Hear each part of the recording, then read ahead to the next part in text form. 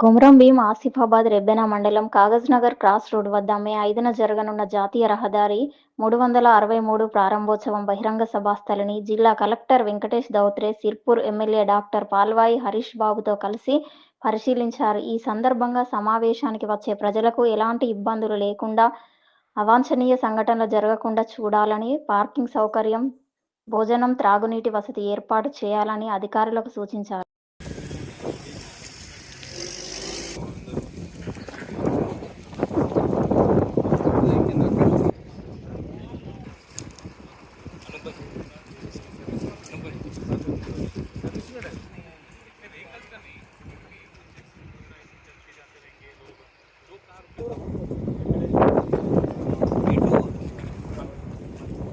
మళ్ళా వెళ్ళిపోతారు, లోపలికి వెళ్ళిపోతారు. ఈ గేట్ నుంచి ఆ గేట్లోకి వెళ్ళిపోతే డైరెక్ట్ ఎంత